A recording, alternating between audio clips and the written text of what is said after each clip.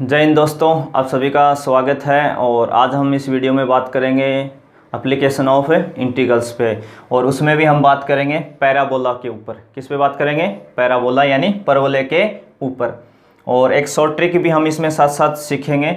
और क्वेश्चन अपना है कि कोई एक पैराबोला है और एक उसकी लेटस रेक्टम यानी नाभिलंब, परवलय और नाभिलंब यानी पैराबोला और लेटस रेक्टम से जो बाउंडेड एरिया होगा यानी जो परिबद्ध क्षेत्र होगा वो बताना है आपको।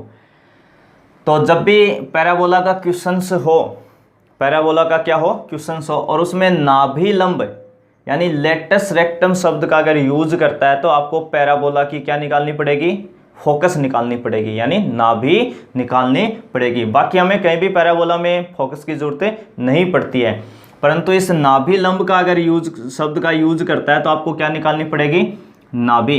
तो हमें परवलय क्या दिया है? y² = 4ax। पैराबोला की इक्वेशन क्या है? y² = 4x। और ये स्टैंडर्ड इक्वेशन है। हमने स्टार्टिंग वीडियो में बात की थी कि हम दो तरीके के ही काम में लेंगे, y² = 4x और x² = 4ay प्लस वाले। तो इसमें y² कितना है? 4x। और मैंने वहाँ बताया था कि आप नाभि कैसे निकालेंगे। तो एक तो आप स्टैंडर्ड इक्वेशन है तो डायरेक्ट आपको पता होना चाहिए कि इसकी नाभि कितनी होगी? a, 0। फिर भी मैंने बताया था कि x का जो भी कोफिशिएंट है, x का कोफिशिएंट, या तो x का कोफिशिएंट देखें या y का। y² और x² का कभी नहीं देखना। x का कोफिशिएंट कितना है? x का कोफिशिएंट का मतलब x का गुणांक। x का गुणांक का मतलब x के गुणा में कौन बैठा है।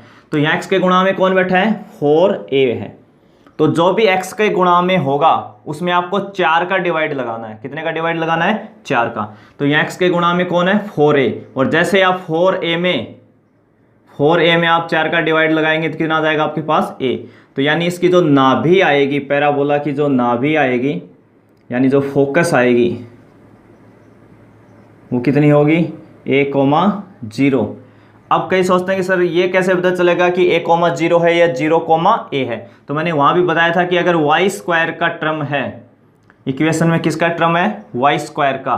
तो जो पैराबोला की जो फोकस होगी यानी परवलय है वो किसके सिमेट्रिक होगा? सममित होगा x अक्ष के, यानी C वाली शेप बनेगी।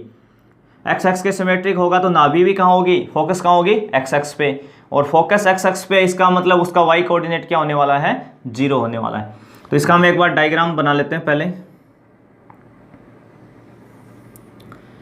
तो दो तरीके के ही डायग्राम की मैंने रिक्वायरमेंट की थी अगर आपको कोई भी पैराबोला देता है। और पैराबोला की पहचान क्या थी?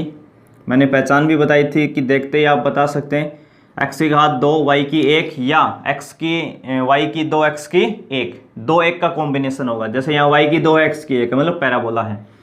अब इसमें y² का टर्म है, तो y² से मैंने कहा था अगर आप याद रखना चाहते हैं y² से स्क्वायर से, तो आप हमेशा उल्टा याद रखेंगे। y² का टर्म है तो मतलब x अक्ष के सिमेट्रिक बनेगा परवलय, x अक्ष के सममित होगा। x अक्ष के सममित होगा तो C वाली शेप बनेगी, यानी ये वाला पैराबोला बनेगा आपका, ऐसा डायग्राम। इसका वर्टेक्स भी कहाँ है? ओरिजिन पे 0 0। अभी तक कोई दिक्कत नहीं है अभी यहाँ तक। तो ये क्या आपका पैराबोला? बस या तो ये शेप बनेगी C या ये वाली शेप बनानी है आपको U वाली, तो वो x² में बनाते हैं। तो ये शेप बना ली, इसमें कोई दिक्कत नहीं है। अब देखो, अब इसकी नाभि हमें पता है x अक्ष पे होगी, तो यहाँ कहीं भी हो सकती है x अक्ष के ऊपर, आपकी मर्जी है, कहीं भी लगा लो। किसी ने यहाँ लगा लिया। नाभि को हम f से लिखते हैं तो a, 0। तो नाभिलंब क्या होती है? जो नाभि से पास हो, नाभि से गुजरे और परवलय के अक्ष पे क्या हो? परपेंडिकुलर हो। परवलय के अक्ष के क्या हो? लंबवत हो। परवलय की अक्ष कौन सी है? x अक्ष। तो एक ऐसी लाइन जो नाभि से पास आउट हो, किससे पास आउट हो?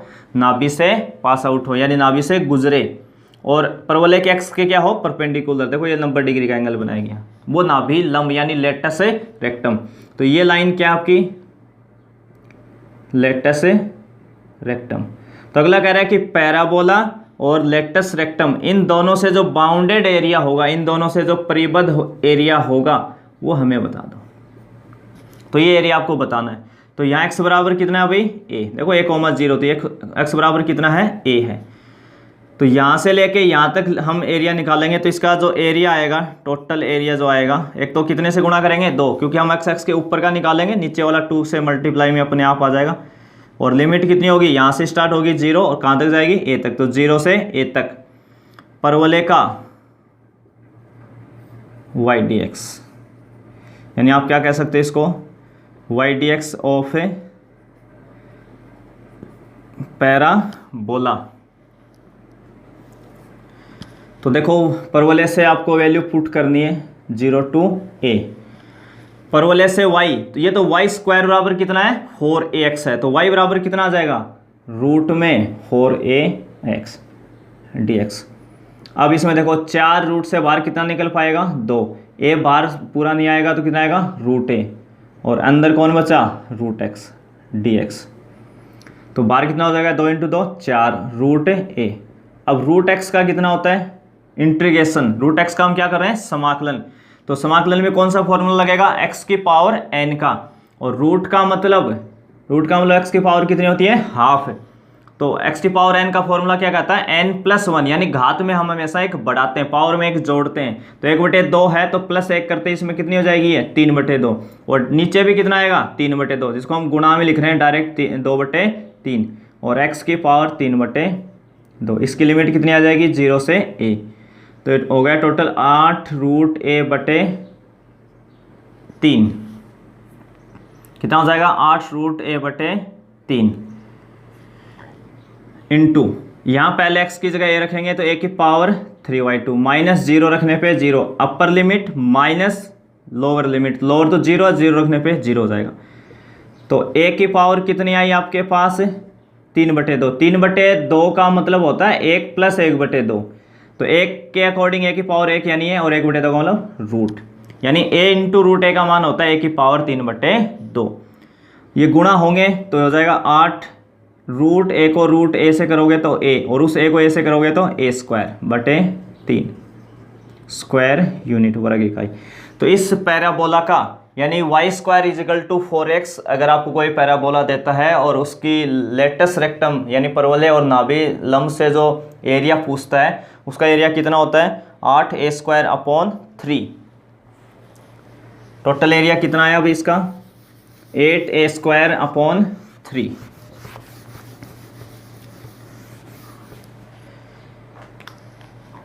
यानी इसका जो एरिया आया आपके पास वो आया 8a²/3। तो आपको बस ये फॉर्मूला याद रखना है आपसे 8a²/3, जब एक पैराबोला दें और एक लेटस रेक्टम यानी नाभिलम की बात करें तब आपको ये फॉर्मूला लगाना है। अब लगाएंगे कैसे, देखो कल को अगर आपको पैराबोला यानी परवलय दे दे y² = 4x, क्या दे दे y² = 4x, और ये कहे कि ये पैराबोला है और इसकी जो नाभिलंब है लेटस रेक्टम है उससे जो बाउंडेड परिबद्ध एरिया है वो बता दो, तो अब आपको इस परवलय से क्या निकालना है केवल a की वैल्यू, किसकी वैल्यू निकालनी है a की, और मैंने क्या बताया था a कैसे निकालेंगे, जो भी x का कोफिशिएंट होगा या x का कोफिशिएंट कितना है 4, उसमें 4 का डिवाइड लगा देंगे, तो 4 में 4 का लगाएंगे तो कितना हो जाएगा 1, यानी a की वैल्यू कितनी आई 1, तो इसका एरिया कितना आ जाएगा 8 × a²/3, a की जगह हम कितना रख रहे हैं 1, तो 1 का स्क्वायर 1, यानी 8/3 आ गया, बस बिल्कुल आप डायरेक्ट लिख सकते हैं, केवल a की वैल्यू निकालनी है। कल को आ गया y² = 16x, पैराबोला कितना आ गया y² = 16x, और कोई कहे कि ये पैराबोला है और इसके लेटस रेक्टम से जो भी बाउंडेड एरिया है वो बता दो, तो यहाँ भी वहीं x का कोफिशिएंट कितना है 16, 16 में 4 का भाग देंगे तो a बराबर कितना आ जाएगा 4, तो एरिया कितना आ जाएगा टोटल 8a² यानी 4 का स्क्वायर/3, तो ये आपका आ जाएगा टोटल एरिया। तो इसमें आपको केवल ये फॉर्मूला याद रखना है कि एक पैराबोला और एक उसकी जो लेटस रेक्टम होती है जो नाभिलंब होती है उससे बाउंडेड एरिया कितना होता है 8a²/3, और इसमें एक ही आपका वेरिएबल है a² जो चेंज हो सकता है, तो a की वैल्यू ले आनी है बस आपको। अगर यही क्वेश्चन x² = 4ay के लिए भी पूछेगा, x² = 4ay तब भी काम करेगा, x² = 4ay है और लेटस रेक्टम के लिए पूछेगा तब भी ये काम करेगा। तो क्या निकालना आपको केवल a का मान, और a का मान हम कैसे निकालते हैं, या तो x का कोफिशिएंट मिलेगा या y का कोफिशिएंट मिलेगा, उसमें कितने का भाग लगाना है 4 का, तो x और y का जो भी कोफिशिएंट यानी गुणांक होगा उसमें आप 4 का भाग लगाएंगे तो a की वैल्यू आएगी, और वो a आपको यहाँ रखना है। अगर इसमें बाई चांस आपको फर्स्ट क्वाड्रेंट का ही पूछे, ये कहे कि केवल फर्स्ट क्वाड्रेंट का पूछे, तो इस एरिया में कितने का डिवाइड लगा लेंगे पूरे में 2 का, कितने का डिवाइड लगा लेंगे, 2 का। अगर फर्स्ट क्वाड्रेंट, क्योंकि हमने ऊपर और नीचे दोनों का निकाला था, तो अगर फर्स्ट क्वाड्रेंट पूछता है तो पूरे में कितने का डिवाइड लगाना है, 2 का आपको लगाना है। ये आप ध्यान रखें। तो आपको समझ में आ गया होगा। आप सभी का धन्यवाद।